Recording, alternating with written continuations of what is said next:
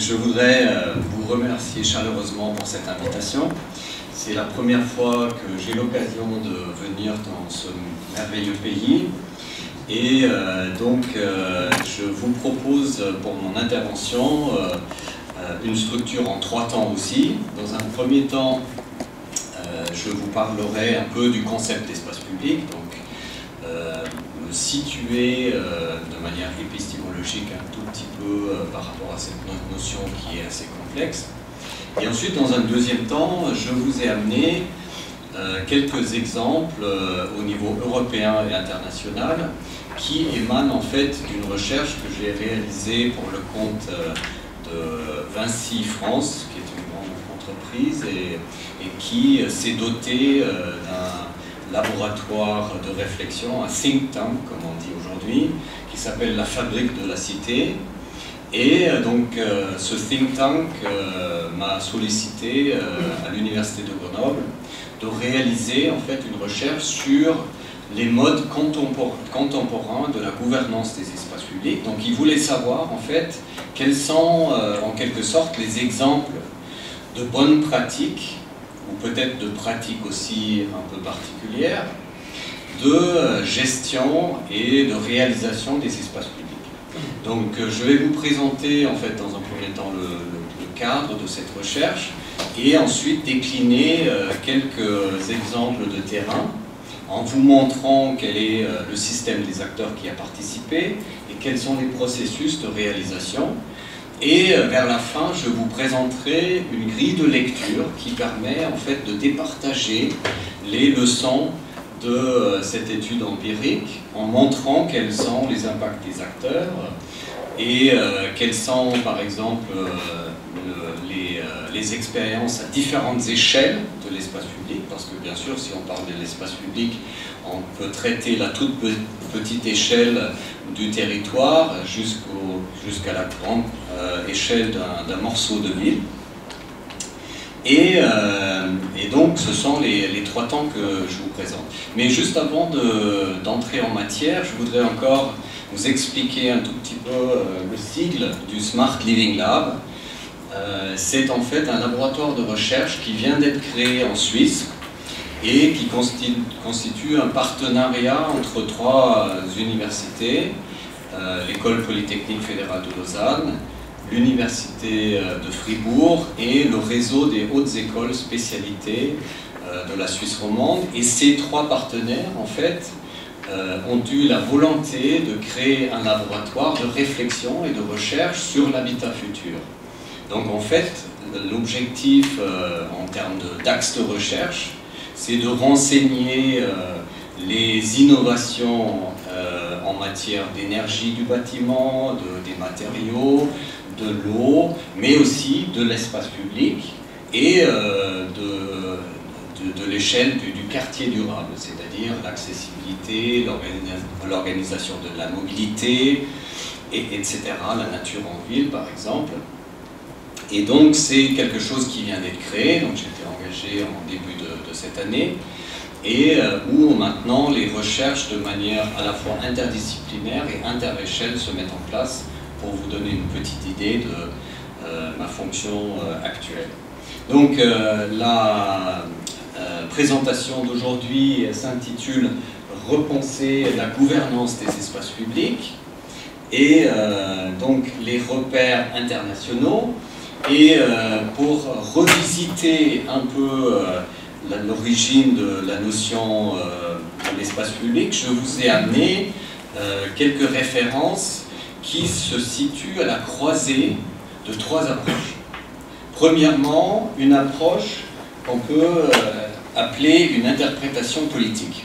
Donc, la notion d'espace public est utilisée en sciences politiques, mais elle est certainement utilisée différemment que dans d'autres disciplines. Alors, quelle est l'utilisation de cette notion en sciences politiques? C'est, dans un premier temps, un travail d'un philosophe allemand, Jürgen Habermas, qui, dans son ouvrage « Espace public », en fait, a présenté l'idée de la publicité. La publicité, bien sûr, c'est pas la publicité dans les médias, mais c'est le caractère d'un espace qui devient un espace de débat de l'opinion publique. Donc ça, c'est le fondement qu'on trouve en fait dans les travaux de sciences politiques.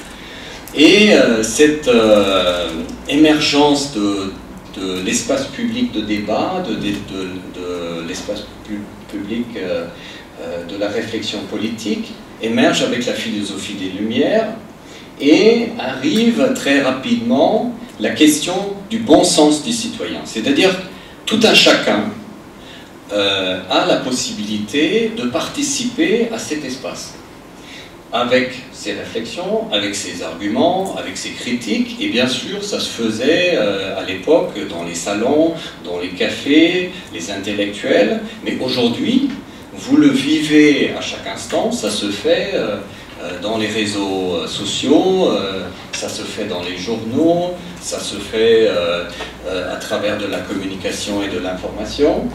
Donc cet aspect du bon sens du citoyen est une dimension très importante dans cette interprétation politique. Et bien sûr, sont rattachés, et c'est ça qui va nous intéresser par rapport aux études de cas que je vais vous présenter, les questions de solidarité, de civilité et de citoyenneté. C'est-à-dire comment on vit ensemble. Aujourd'hui, il y a des questions dans la communauté des chercheurs qui émergent, qui portent par exemple sur l'habitabilité, qui est un concept qui décrit tous les éléments qui doivent être réunis pour qu'un habitant peut vivre la qualité urbaine. Et là, encore une fois, ces questions de vivre ensemble dans une bonne citoyenneté et solidarité jouent un rôle très important. Ensuite, on peut parler d'une autre acceptation qui est cette fois-ci une interprétation sociologique qui nous vient de la sociologie urbaine. Et là, on peut citer par exemple Richard Sennett, un chercheur américain, qui en fait, dans les années 80, prônait le repli de l'espace public individuel de l'acteur et du coup un déclin de l'espace public. Donc grosso modo, il disait, avec le progrès des médias, des dispositifs de communication et d'information, en fait, les gens vont rester dans leur espace privé et la communication va se faire de manière virtuelle. D'ailleurs, quand j'ai commencé ma thèse de doctorat, au début des années 90, tout le monde me disait « Mais pourquoi tu travailles encore sur les espaces publics? Ça n'intéresse personne. De toute façon, ils vont disparaître. » Et heureusement, ils ne sont pas disparus. Donc, en fait, on peut discuter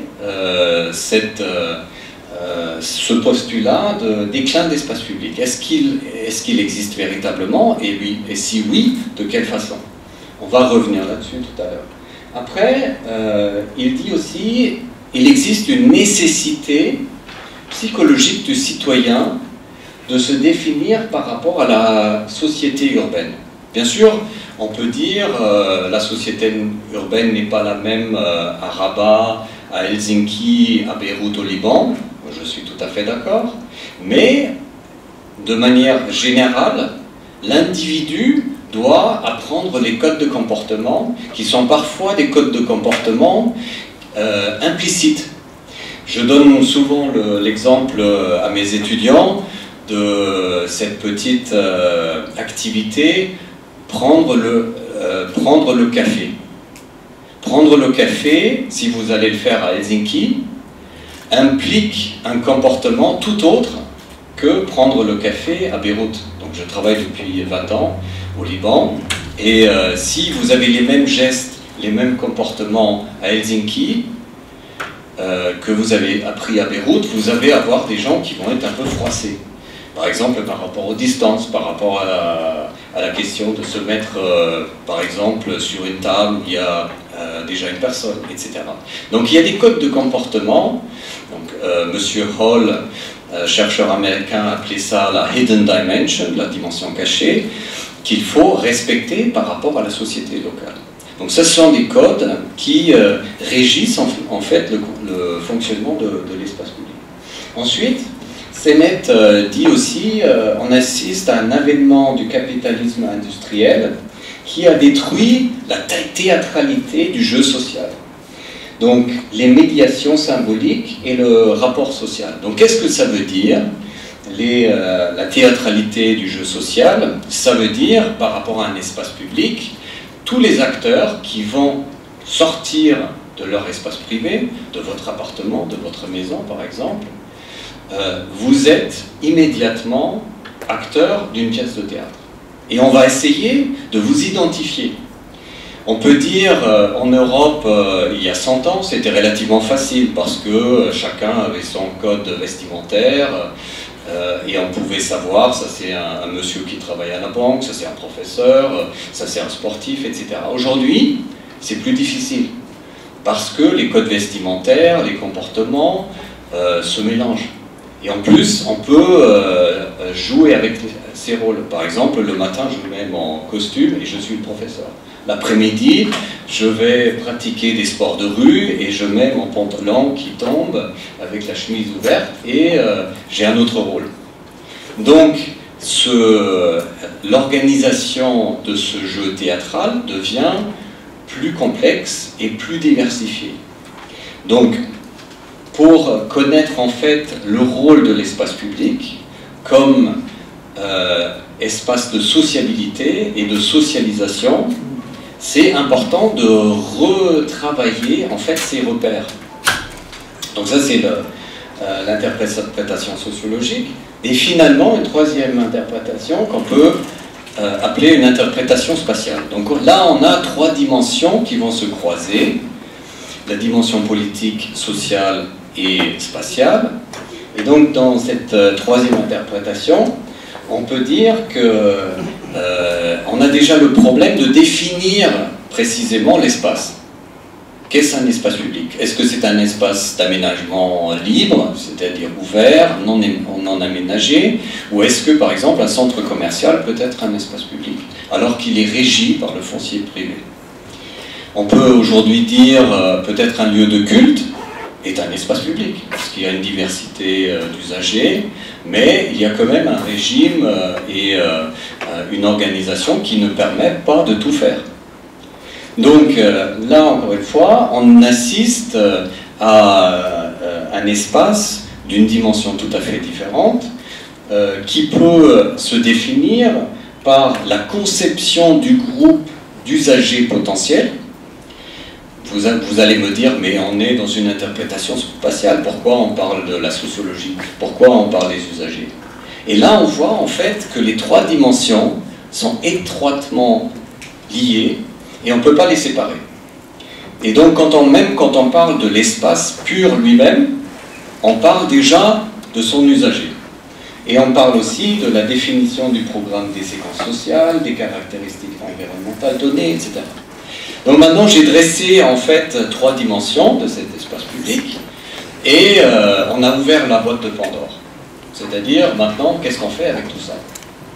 Dans un premier temps, on peut questionner une autre notion qui est celle de la gouvernance, qui est aussi une notion, on peut dire, polysémique, traitée depuis 20 ans dans la littérature scientifique. Et je vous ai amené une référence, j'aurais pu amener 1000, mais une référence qui est une parmi les références classiques, et une référence que j'aime beaucoup, Patrick Le Gallès, qui nous dit, en fait, la gouvernance, c'est la prise en compte du déplacement des barrières entre acteurs publics et acteurs privés, le brouillage des repères traditionnels.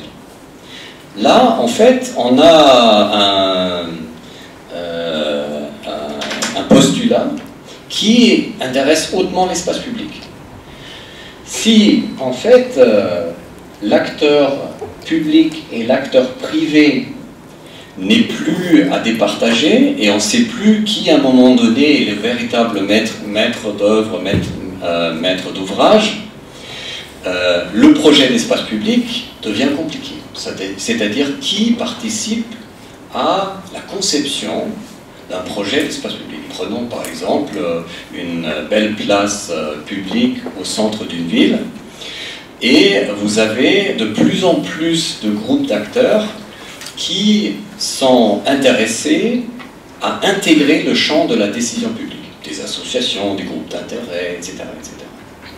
Et l'acteur public, comme je l'ai vécu en France, va dire peut-être, en fait, je me sens déstabilisé dans ma légitimité d'arbitrer les alternatives du projet.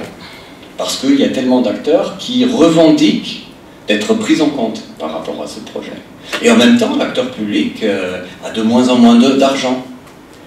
Et il y a d'autres acteurs privés, économiques notamment, qui vont dire « Écoute, moi je participe à ton projet d'espace public à condition que tu fais quelque chose pour moi. » Donc, l'acteur public est dans une situation où il doit négocier. D'où ce postulat de brouillage des limites et des repères entre public et privé. Ensuite, il dit, M.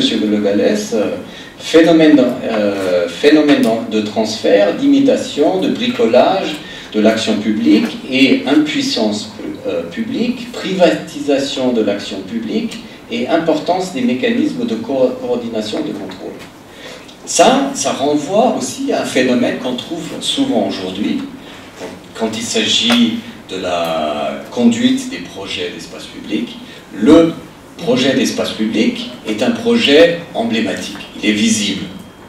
Et donc, du coup, il devient souvent un projet de marketing urbain. Et bien sûr, aujourd'hui, les distances entre les grandes villes sur la carte, même sur la carte du monde, se rétrécissent. Qu'est-ce que font les élus? Ils vont faire des voyages, ils vont dire « Ah tiens, il y a une place publique qui a été réalisée à Helsinki. Et il paraît que c'est un truc fantastique. Donc on va faire un voyage à Helsinki, on va voir comment ils ont fait. » Et donc on assiste aujourd'hui, il y a même en fait des clubs de villes qui s'informent mutuellement sur des projets qui sont en cours. Et ça devient comme un ranking, comme une compétition qui réalise en fait l'espace le plus emblématique pour, bien sûr, intégrer aussi l'évaluation des villes dans des revues côté économique pour dire, voilà, ça c'est une ville qui offre une qualité de vie exemplaire, une accessibilité, un bien-être, etc. Donc, par rapport à ce phénomène, là encore une fois, mettre en place un projet d'espace public dans toutes ses dimensions devient d'une grande complexité. Donc il faut savoir exactement quel est l'état de l'art, de la technique, du vivre ensemble, etc., etc. Donc je vais essayer de refermer un tout petit peu la boîte de Pandore, parce que sinon on peut discuter comme ça sur la multitude des dimensions éternellement. Et je vais en fait vous présenter les résultats de cette recherche que j'ai mentionnée tout à l'heure. Donc dans un premier temps, la question se pose, pourquoi une recherche sur les espaces publics? Et on peut commencer par un certain nombre de constats.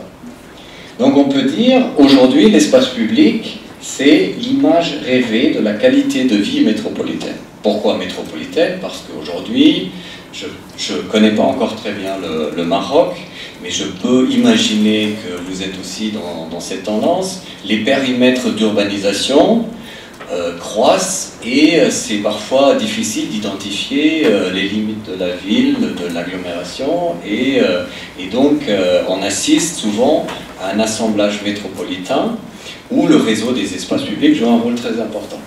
Donc 5 enjeux. Premièrement, une quête spatiale, l'esthétique fonctionnelle. Donc ça, c'est une revendication des professionnels de l'espace. On veut créer des aménagements qui sont perçus par les usagers comme beaux, mais en même temps, ça doit être fonctionnel. Donc on ne peut pas seulement faire des aménagements qui, après quelques semaines, s'avèrent inadaptés aux usages, au fonctionnement, etc., qui sont détruits, qui sont altérés, etc. Ensuite, un deuxième enjeu qui est la demande sociale. Donc, c'est précisément la théâtralité du jeu. Donc souvent, dans le cahier de charge d'un maire ou d'une ville, d'une municipalité, quelque chose qui est revendiqué, c'est la mixité sociale. C'est de donner potentiellement accès à tous les acteurs. Je dis potentiellement parce que réellement c'est totalement impossible. Vous avez déjà des gens qui sont par leur état de santé, par leur état physique, pas forcément capables de venir sur l'espace que vous créez. Et vous ne pouvez pas créer un espace qui répond à tous les besoins. Ensuite, une exigence économique, c'est l'engagement partagé. C'est-à-dire, aujourd'hui, dans les grands projets d'espace public, on est obligé de créer un partenariat public-privé. Heureusement qu'on a une spécialiste de partenariat public-privé qui peut discuter avec moi tout à l'heure. Et donc, un projet d'espace public n'est plus régi par un seul budget, par exemple le public, mais par un partenariat d'acteurs qui vont contribuer soit monétairement, soit par la main-d'œuvre. Je vais vous présenter tout à l'heure quelques exemples où même les citoyens sont engagés de s'occuper, par exemple, de l'entretien de l'espace public parce que la commune n'a pas simplement la capacité de tout assumer. Par exemple, l'entretien des plantes, etc. Donc ce partenariat devient de plus en plus intéressant. Et ensuite, la revendication politique. On a discuté tout à l'heure avec le professeur qui a eu la grande amabilité d'être discutant aujourd'hui. C'est de faire avec la diversité des acteurs. Donc, ce n'est pas une politique publique, c'est-à-dire un système organisé, hiérarchique, qui vient dire, voilà, maintenant on va faire ci et ça, mais c'est en fait un travail horizontal avec les différents membres de la société civile et de la dimension économique et politique. Donc, comment faire?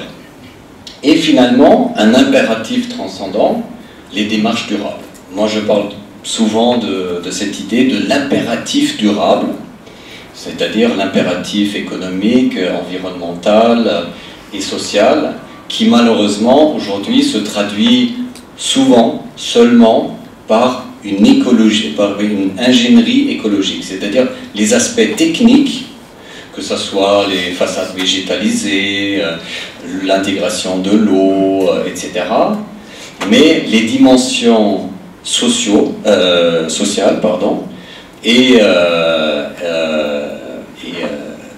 les revendications de la population sont plus difficiles à intégrer dans cette démarche durable. Alors je parle beaucoup, je dois avancer. Donc comment en fait on a conçu ce projet de recherche sur les modes de gouvernance, bien sûr par des questions de recherche au départ. Donc là vous voyez un certain nombre, donc comment la politique publique peut faire face à la demande des citoyens. Donc là on est encore dans l'ancien paradigme, politique publique et la question de la société. Quels acteurs impliqués, acteurs publics, privés et tiers acteurs, l'impact des concepteurs sur l'évolution des espaces publics et les approches innovantes vers une redéfinition du concept d'espace public. C'était les questions de recherche et après on a conçu un cadre méthodologique, décrire la particularité de l'espace, présenter les groupes d'acteurs, analyser les rôles des acteurs, mettre en évidence le mode de gouvernance et inscrire le cas dans une matrice de comparaison. Donc ça c'était le protocole de recherche qu'on s'était donné. Pour être systématique, chaque cas on fait ça, on veut comprendre comment l'espace fonctionne, qui sont les acteurs, et après décrypter en fait le système de gouvernance. Alors ensuite, avec le commanditaire, on a dû définir les études de cas. Bien sûr, on avait une liste d'une 50aine d'études de cas, et dans le temps et avec les moyens, on ne pouvait faire que 8. Donc on a fait une sélection. Alors là, bien sûr, la grande question se pose, comment faire cette sélection pour qu'elle soit intéressante et pertinente. Donc on a essayé d'établir une grille par objet et par figure. Donc on s'est dit, il y a un certain nombre de figures de projets d'espace public qui sont aujourd'hui d'actualité. Par exemple, la figure de l'agriculture urbaine nomade. Agriculture urbaine, vous connaissez, c'est aller dans l'espace et planter des radis, des pommes de terre, des tomates dans des espaces qui sont a priori des espaces publics. Ensuite, la reconquête urbaine, c'est-à-dire travailler des friches d'infrastructures. Comment on peut convertir une infrastructure urbaine comme des rails en espace public sans tout démolir, tout refaire, etc. Ensuite, la machine à flux, donc les lieux de mobilité et de transport, les aéroports, les gares, etc. Ce sont aujourd'hui des espaces publics de grande importance. Je suis sûr que vous fréquentez très souvent ces lieux. Et en fait, vous avez un certain nombre de besoins par rapport à ces lieux. Et souvent, l'offre, en termes de fonction, n'est pas tout à fait à la hauteur de vos besoins. Ensuite, une autre figure, c'est le tout accessible. C'est-à-dire des espaces qui sont, par exemple, des nouveaux quartiers, qui sont des requalifications d'espaces, et où se pose tout de suite la question, le promoteur arrive, il va acheter le terrain, il va construire, et après tout est privé. Et ce morceau de la ville se trouve dans la ville et devient un ghetto. Donc on n'a plus accès. Donc comment on peut, en fait, travailler pour que les promoteurs, les investisseurs trouvent leur compte, mais que les citoyens, les habitants, les visiteurs, les usagers puissent quand même jouir de ces espaces qui sont dans la ville. Et ensuite, l'image de consommation ostentatoire. Donc ça, c'est quelque chose que j'ai ramené du Liban. C'est un peu particulier. Je ne sais pas qui parmi vous est déjà allé au Liban. Personne. Donc, j'ai amené quelques photos, vous allez voir. Et au Liban, l'espace public devient quelque chose comme une chaussure Nike. Donc, c'est un objet de luxe. Et donc, l'investisseur, et là, en l'occurrence, au Liban, c'est souvent un investisseur qui est semi-privé, semi-public, avec l'accent sur le privé. Alors, une entreprise nationale, par exemple, qui dit, nous, on veut le meilleur produit. On veut acheter un espace public Rolex. Parce que tout le monde va voir que les Libanais sont les plus forts, sont les plus influents et les plus beaux, et ils sont capables de faire la meilleure chose. Donc ça, c'est ostentatoire. Ensuite, une scénographie éphémère. Vous avez certainement entendu parler aujourd'hui de l'expérimentation, des projets éphémères, des aménagements qui sont temporels, qui vont rester un petit moment, et après on change, qui ne coûtent pas très cher, parce que justement facile à enlever, facile à réaliser, etc. Donc ça aussi, c'était une figure d'espace public émergente. Et finalement, les deux derniers, gentrification par l'art. Donc là, c'est l'Angleterre, par exemple, avec des quartiers qui sont au départ populaires et qui sont investis dans un premier temps par des artistes inconnus, qui deviennent au fur et à mesure des artistes très connus. Et du coup, quand ces artistes sont là, ils deviennent connus, le quartier devient intéressant pour la ville. Et elle va dire, ah tiens, il faut faire quelque chose là-dessus. Il y a un potentiel. Et donc, du coup, cette visibilité, elle devient un enjeu pour le projet d'espace public. Et finalement, l'espace public invisible, et là, on a choisi en fait le Canada, donc les espaces souterrains, qui sont des espaces qui ne sont pas présents à la surface de la ville, mais qui sont enfouis et qui joue un rôle très important, parce qu'on assiste à un réseau d'espace public qui est raccordé au réseau de mobilité de métro, par exemple. Donc voilà la grille de notre analyse, et maintenant, je vais vous présenter quelques exemples. Je n'aurai certainement pas le temps de tout présenter, parce qu'on veut avoir un débat encore, mais quelques exemples un peu emblématiques pour vous montrer comment, en fait, on peut extraire des éléments, des leçons pour la gouvernance.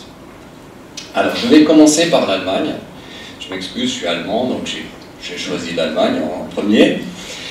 Donc, le cas de Berlin, donc capitale de l'Allemagne. Et en fait, là, en haut à gauche, vous avez la carte de la ville de Berlin, qui est une ville très importante, sur une grande étendue d'espace. Et au centre, en fait, ici, vous avez le quartier de Kreuzberg.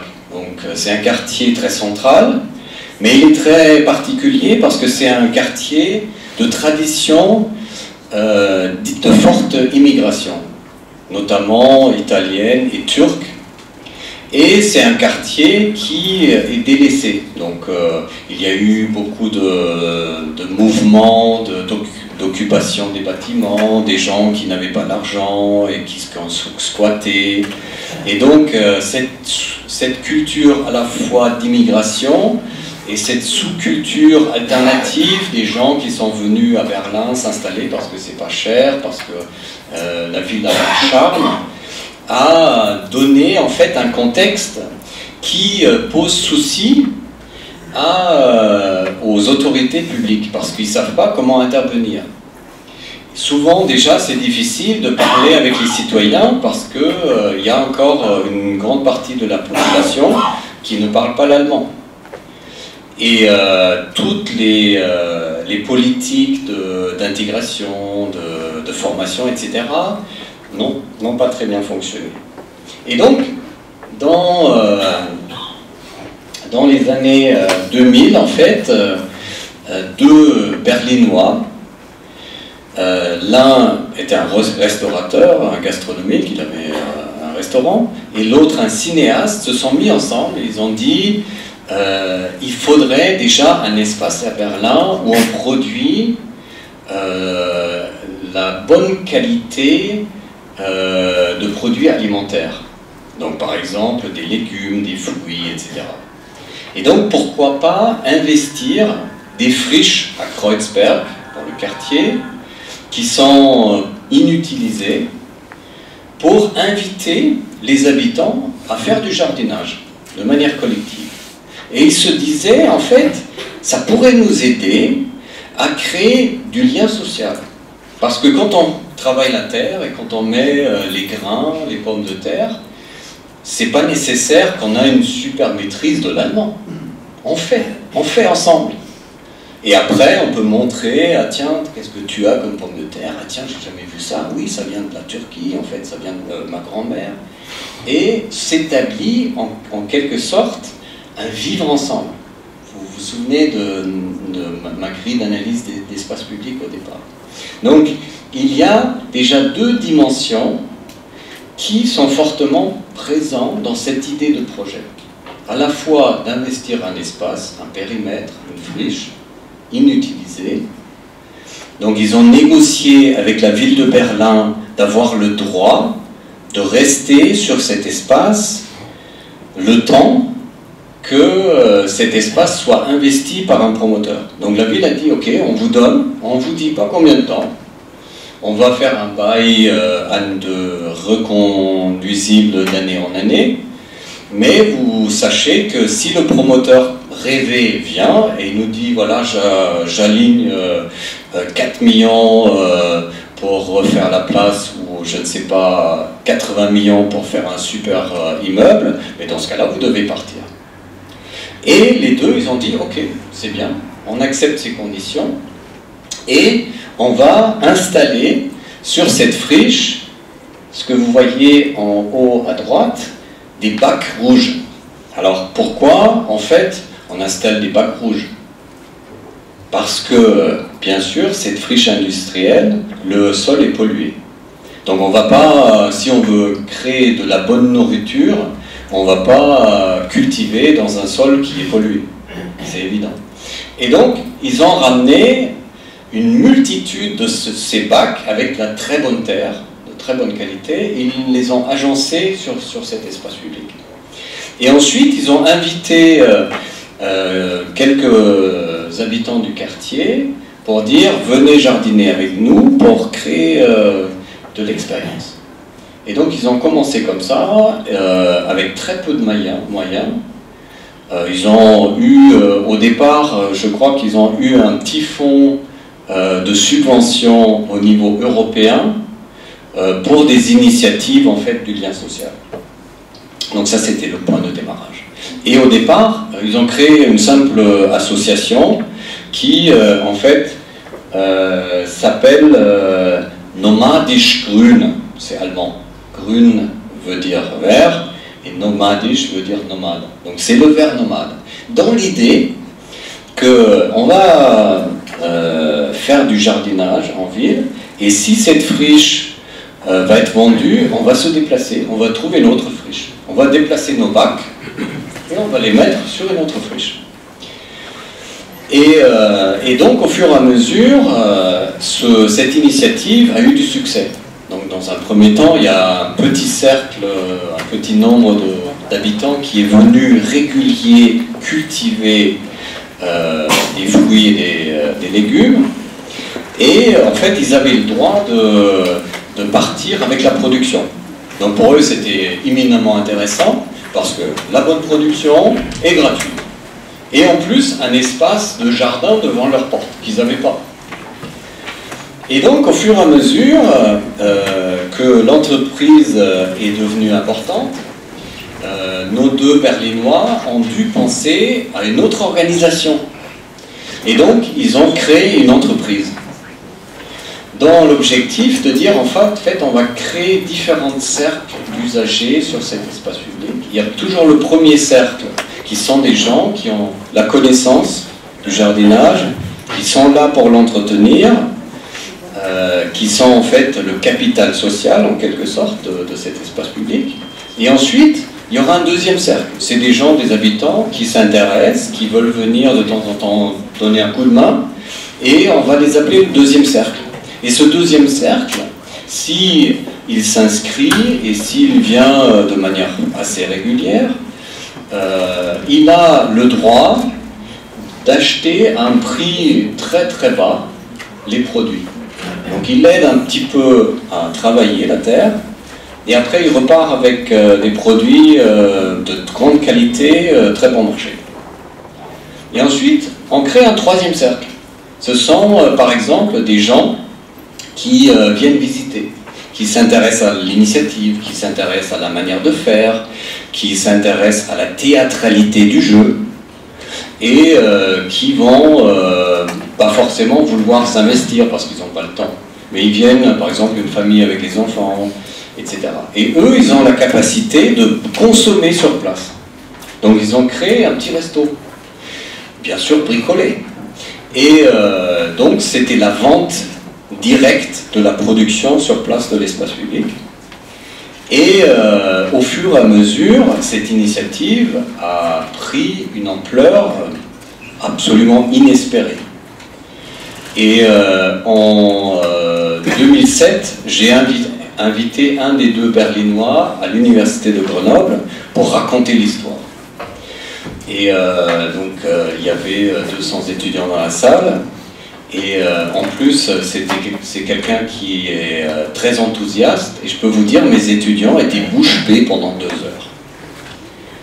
De voir comment une petite initiative de rien du tout, au départ, sur une friche, devenait un espace public, une entreprise économique, un projet politique qui a eu tellement de succès que tout d'un coup, la ville de Zurich en Suisse les a contactés en disant « On vous paye très cher si vous venez à Zurich et vous faites la même chose au centre de Zurich. » Alors maintenant, je vous pose la question, les deux Berlinois, qu'est-ce qu'ils ont répondu?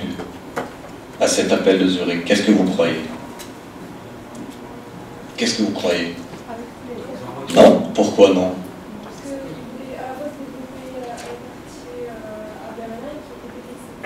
Oui, tout à fait. Très bien.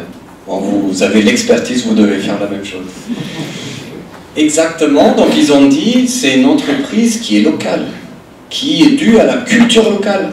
On ne peut pas la transférer, et on n'a pas l'intérêt, parce qu'il y a une forte chance que ça ne marche pas. Parce que nous, on a travaillé avec des gens qu'on a connus, avec lesquels on a fait un apprentissage, une acculturation, etc. etc. C'est un processus long. Donc, du coup, l'enseignement, en fait, de cette étude de cas, c'est qu'au niveau de la gouvernance, en fait, on assiste à une création de tiers acteurs. Donc des acteurs qui sont ni des acteurs privés, ni des acteurs publics, mais qui sont des gens qui créent une initiative.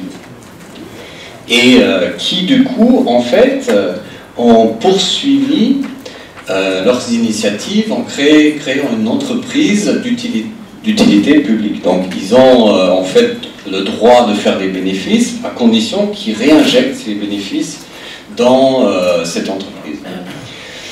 Et ils ont, au fur et à mesure, adapté leurs besoins de financement. Ça aussi, c'est une leçon très intéressante. C'est-à-dire que ce n'est pas un cadre défini, fixe, du début, on négocie un budget sur 10 ans et on va dire dans 10 ans, le truc est prêt et parfait. Non. C'est une entreprise en chemin faisant. Donc, en fait, les deux Berlinois, ils n'étaient jamais sûrs qu'un jour, ça perdurait. Et je peux vous dire, je peux vous inviter aujourd'hui de faire un voyage à Berlin. J'y étais cette année, je les ai revus les deux. Ils sont totalement débordés tellement cet espace a un succès. Et la ville aujourd'hui dit, votre espace, c'est le plus protégé du quartier de Kreuzberg. Surtout, ne touchez pas à cet espace. Surtout, pas de promoteur. Un truc qui était au départ inimaginable.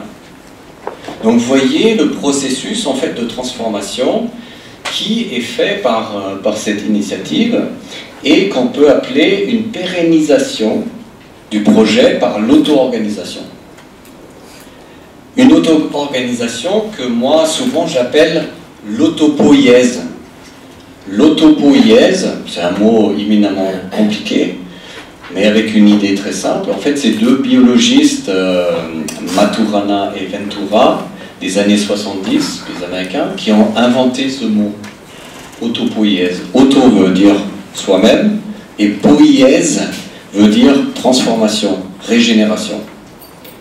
Et donc, ils ont observé des sociétés de fourmis, par exemple, ou d'abeilles, et ils se sont rendus compte que ces sociétés sont capables de se réinventer perpétuellement face à des crises, face à des transformations, face à des aléas, face à des imprévus. Et donc la leçon en fait à tirer de cette étude de cas, c'est qu'on a une gouvernance très particulière qui part d'un tiers acteur et qui s'inscrit en fait dans une négociation permanente avec les autorités, avec les entreprises. Par exemple, au fur et à mesure, l'année dernière ou l'année d'avant, il y avait une grosse entreprise de condiments qui les a approchés. Maggi, je ne sais pas si vous connaissez. C'est un des leaders de condiments très importants. Et ils ont dit, on rachète toute votre production et on va en faire des condiments. Et on vous donne un prix imbattable. Vous allez être des millionnaires tout de suite. Ils ont dit non. Non, c'est pas l'intérêt. On a ici une entreprise, ça marche bien, on se fait plaisir, on travaille avec les gens, on a une gratification tous les jours. Non, on est déjà riche, mais d'autres choses. Voilà le premier cas que je voulais vous présenter. Ensuite, la highlight, je vais peut-être sauter. Pancréas aussi. Et je vais vous amener, encore une fois, en Allemagne, et cette fois-ci tout au nord, à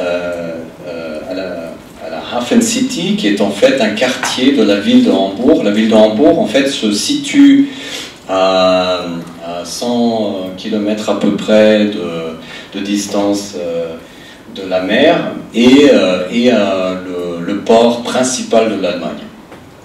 Et donc, vous avez au centre-ville un fleuve qui s'appelle Elbe, qui fait le lien avec la mer, et c'est par ce lien qu'arrivent les grands bateaux conteneurs qui approvisionnent en fait l'Allemagne avec des biens du monde entier, de la Chine, de l'Afrique, des États-Unis, etc.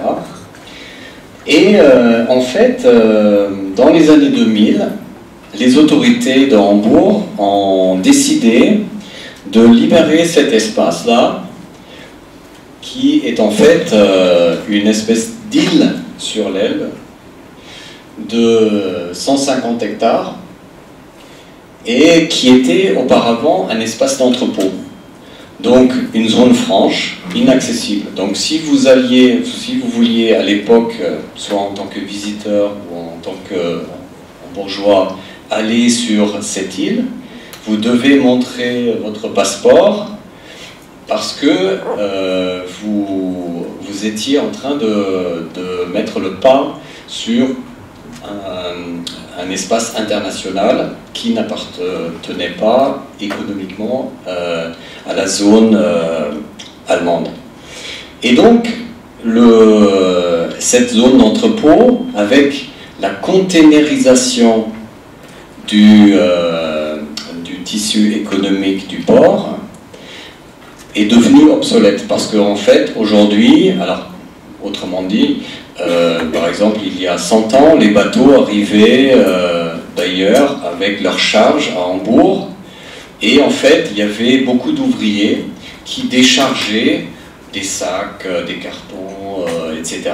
et en entreposaient sur cet espace, dans des entrepôts en briques, les denrées.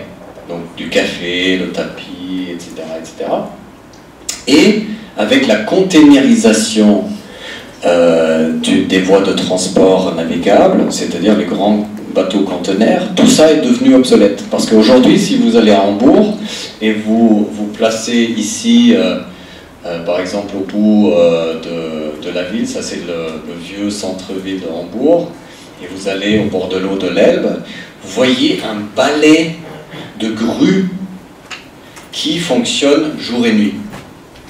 Et donc aujourd'hui, le port de Hambourg est quasiment à 100% containerisé. C'est-à-dire, un bateau immense arrive et en 8 heures, il est déchargé et rechargé. Donc c'est un gain de temps, un gain d'espace qui est phénoménal. Et du coup, ces 150 hectares sont devenus terrain libre. Donc vous avez toujours les entrepôts, etc. Et la ville a décidé, on va ouvrir cet espace et on va faire une nouvelle ville dans la ville. Bien sûr, l'idée c'était de faire le maximum d'argent. Donc de valoriser le foncier le plus possible. Et la ville l'a affiché d'ailleurs, très ouvertement. Parce que dans un premier temps, bien sûr, les Hambourgeois ont dit « Ah, c'est chouette, on va faire un projet pour tout le monde, on va mettre en place la concertation participant et tout le monde va discuter sur l'affectation de cette île. » Et la ville de Hambourg a dit non. On crée une entreprise publique, la Hafen City SARL, et nous on va tout gérer. Et l'objectif c'est de faire du fric. Et il y avait une grande polémique et les citoyens de Hambourg ont dit « Et nous, qu'est-ce qu'on va gagner, nous ?» Et au fur et à mesure, la ville a compris que c'était un espace public. C'est pas seulement un quartier où on peut faire de l'argent par la valorisation du foncier. Et donc ils ont réfléchi, ils se sont dit oui c'est vrai, en fait c'est intéressant, on peut peut-être faire du fric et en même temps donner de l'accessibilité et faire un grand espace public, pourquoi pas. Et donc à Hambourg en fait il faut connaître un peu la culture, c'est une culture de marchands depuis du Moyen-Âge, c'est une ville qui appartenait au Moyen-Âge à un réseau de ville en Europe du Nord qui s'appelle la Hanse, die Hanse. Et en fait, ce club de ville négociait entre elles les prix et les liens marchands. Et donc Hambourg, depuis très très longtemps, a cette culture de business, d'économie, de marché bien sécurisé. Et donc ils se sont dit, bah, si on fait cette expérimentation de valorisation du foncier et de création d'espaces publics, il faut contractualiser.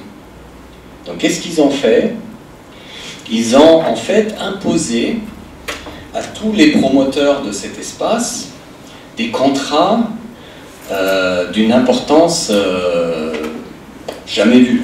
Donc vous avez parfois des contrats qui dépassent les 6000 pages, où tout est contractualisé. C'est-à-dire, par exemple, quand ils ont commencé en 2000, et ils ont vendu un lot ici, le promoteur qui a acheté ce lot, il a dû s'engager de réaliser son bâtiment et de réaliser un aménagement d'espace public et de garantir que à la fin de la révision du cahier de charges, tous les éléments soient contenus. Par exemple, de donner accès aux piétons et en même temps de satisfaire le propriétaire pour qu'il ne soit pas gêné, de voir comment on peut traverser son îlot à pied, à vélo, etc. Qu'est-ce qu'on peut faire, qu'est-ce qu'on ne peut pas faire. Donc tout est contractualisé. Vous avez des endroits sur la Hafen City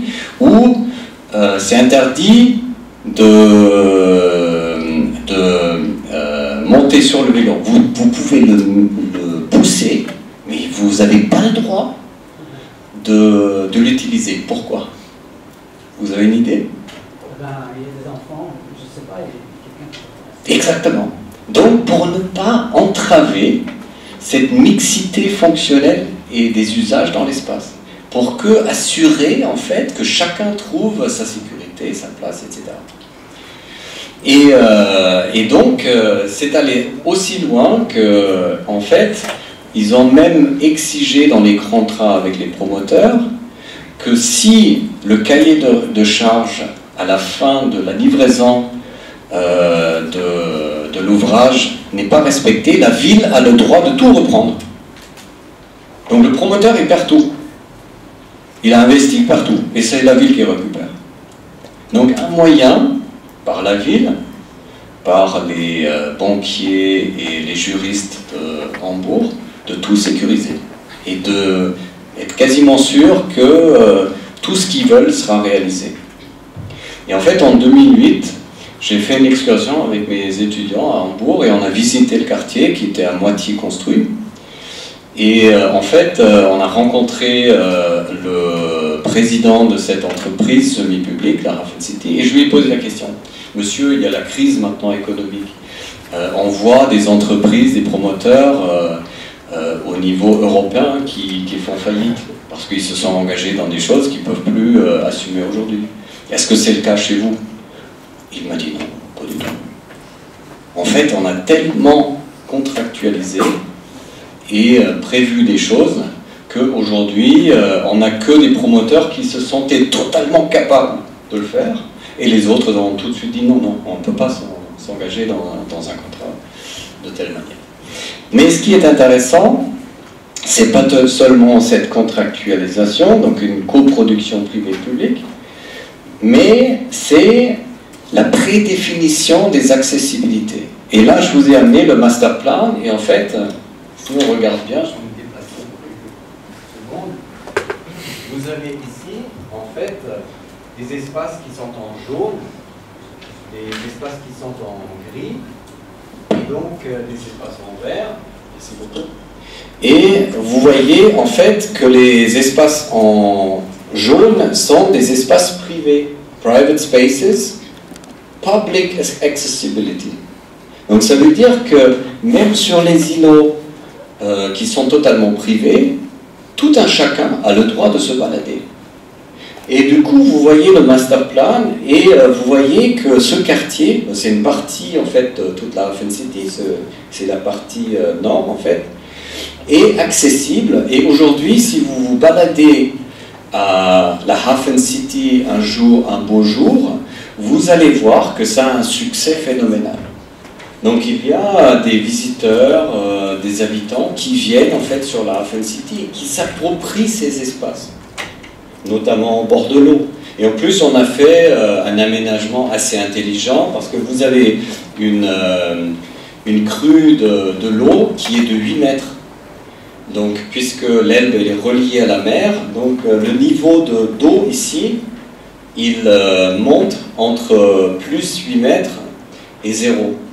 Et donc, ça pose un problème. Donc, vous avez des espaces publics ici qui sont inondables.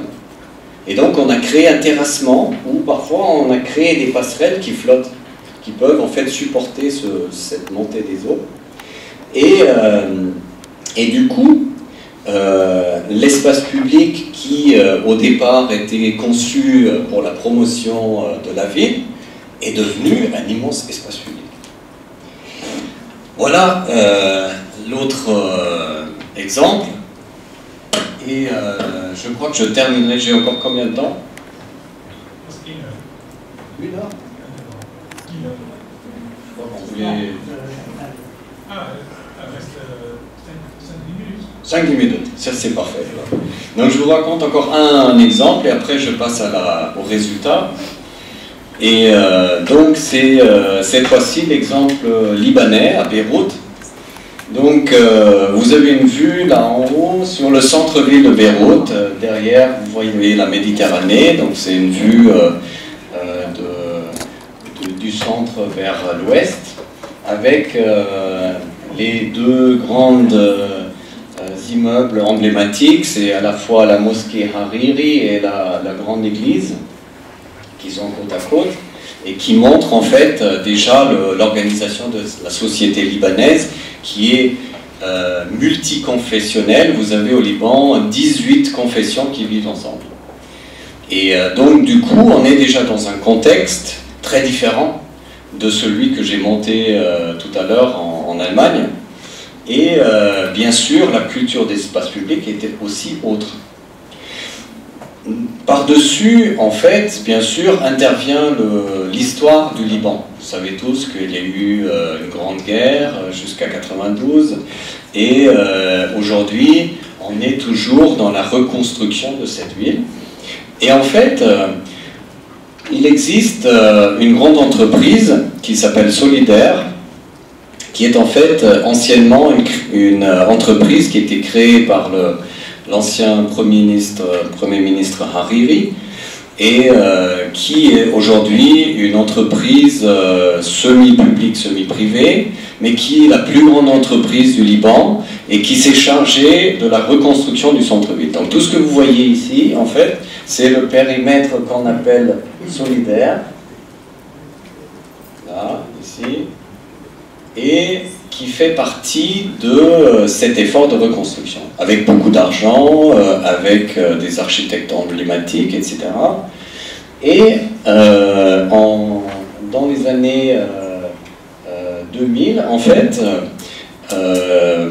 cette entreprise Solidaire s'est intéressée à ce quartier ici, qui est un quartier où on trouve encore de l'architecture traditionnelle, c'est-à-dire les 3 arcades phéniciennes, donc une architecture qui rappelle un peu le patrimoine du Liban et du Moyen-Orient. Et elle a dit, on va requalifier ce quartier avec beaucoup d'argent, et on va en faire un quartier de luxe. Donc on va valoriser le foncier, un petit peu la même idée qu'à Hambourg, mais on va tout maîtriser. On va maîtriser en fait les usagers. Donc ils sont allés beaucoup plus loin qu'à Hambourg. Ils n'ont pas maîtrisé simplement le master plan et les constructions, mais ils ont dit, en fait, ce quartier, on veut qu'il soit à l'image parfaite d'un quartier urbain. Donc on va requalifier, mais on va aussi choisir les usagers. Et donc du coup, en fait, vous assistez à une réalisation qui non seulement est un peu pastiche, parce que l'architecture qui a été réalisée a augmenté un peu la qualité ancienne, donc il y a des éléments qui sont rajoutés, c'est pas tout à fait authentique, patrimonial, et on a un travail sur l'art dans la rue. Donc cette entreprise solidaire, elle a acheté des œuvres d'art à très grand prix pour les placer dans l'espace public.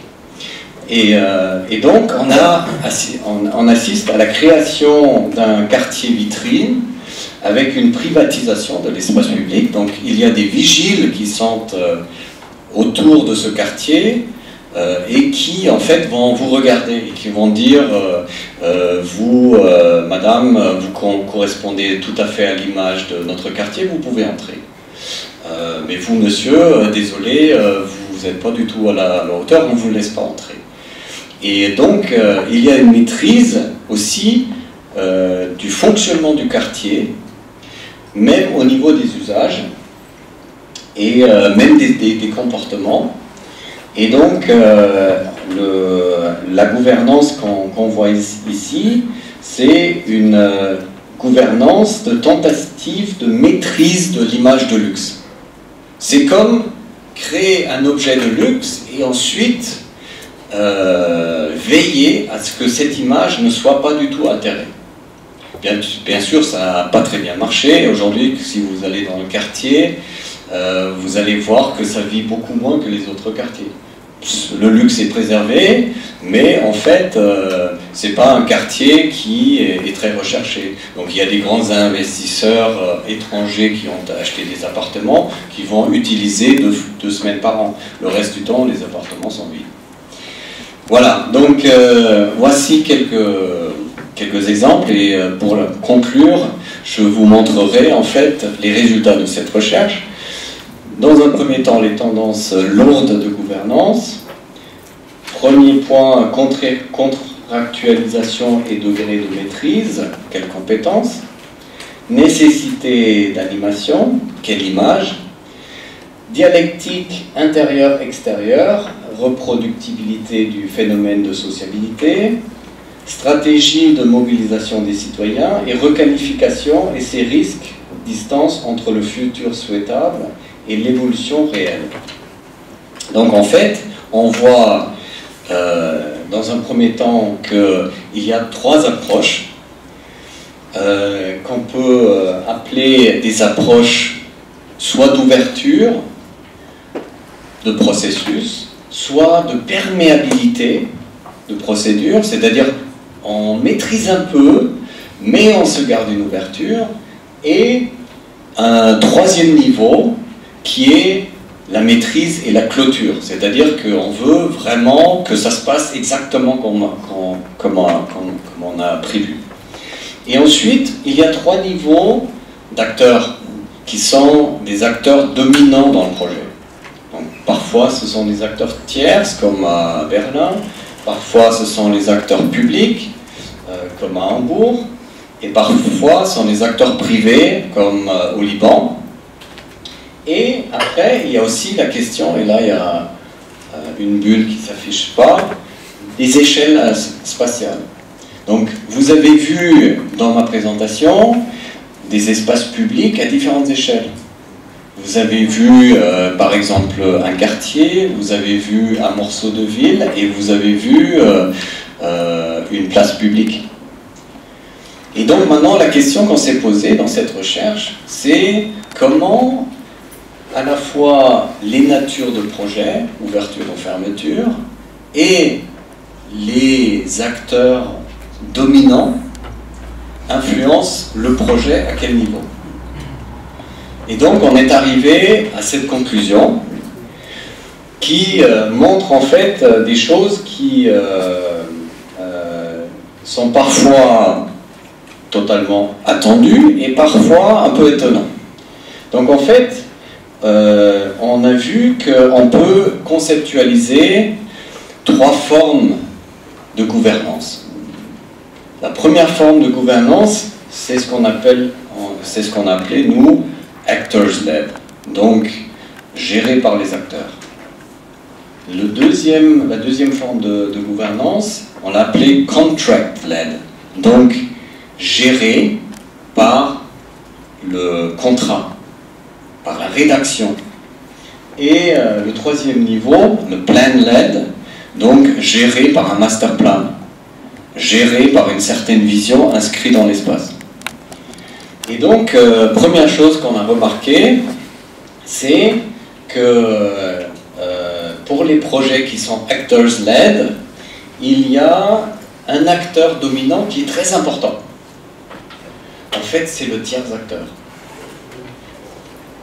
C'est relativement compréhensible parce que, en fait, ces projets sont souvent des projets qui se situent à la petite échelle, soit de la place publique, du boulevard ou du morceau du quartier. Et donc, ce qui est important, c'est en fait ce que appellent les ethnologues un milieu d'interconnaissance, c'est-à-dire que les acteurs se connaissent et qu'il y a une certaine confiance qui s'installe. Donc, ça c'est un impact sur le projet qui est très important parce qu'il permet une forme de sécurisation du projet par la confiance et non pas par la norme ou par le contrat.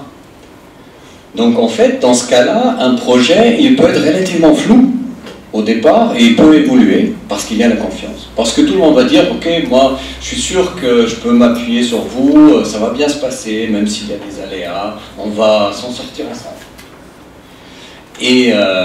Et donc, ces tiers acteurs sont en fait des leviers de cette forme de processus. Et ensuite, on a vu que dans les projets de gouvernance contract-led, donc gérés par le contrat, par la contractualisation,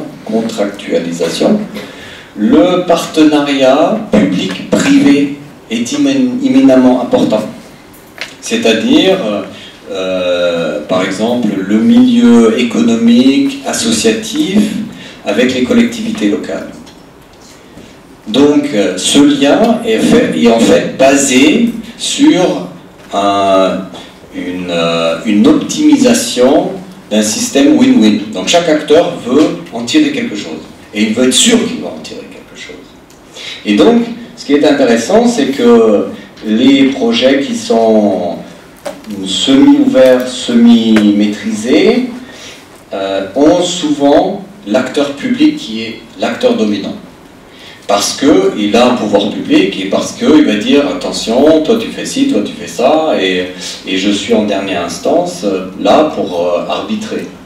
Et donc, ces projets peuvent avoir des risques de requalification au niveau du quartier, parce qu'en fait, le processus au niveau micro-local, c'est-à-dire la dynamique des gens qui veulent changer des choses, etc., qui ont des initiatives, vont être entravés par la contractualisation. Par exemple, si dans la Hafen City, il y a l'association des amateurs du vélo qui veut faire un projet, ils ne peuvent pas, parce que le contrat il interdit. Et il peut avoir un avantage de l'image directrice pour la ville entière, c'est-à-dire que cette contractualisation, elle aide à aller dans le sens d'une image négociée au départ. Donc par exemple, l'image de la Hafen City, c'est de promouvoir en fait une île avec une architecture emblématique, avec l'accessibilité, avec un rayonnement au niveau international. Et c'est totalement réussi. Et après, vous avez le plan-led, donc maîtrisé par le plan. Et là, par exemple, si on prend le Liban, on a en fait un dessin qui est totalement abouti de A à Z. C'est l'image. Et cette image doit être réalisée comme il est, avec toutes les conséquences sur les usages, sur les acteurs, sur les comportements. Et en fait, là, on a parfois un impact sur l'autorité de planification, parce que ça doit être quand même en accord, mais dans le cas de Liban, c'est même pas nécessaire. Donc c'est l'acteur privé, ou semi-privé, semi-public, qui va, avec son pouvoir et avec l'argent, imposer la réalisation de ces images. Et là, on a en fait les mêmes risques que dans le contract-led, le risque de requalification, d'une requalification entravée, et l'avantage de la réalisation d'une image directrice, d'une image totalement conservée qui va dans le sens de l'objectif du plan. Voilà, et je terminerai là-dessus. Je vous remercie beaucoup pour votre écoute.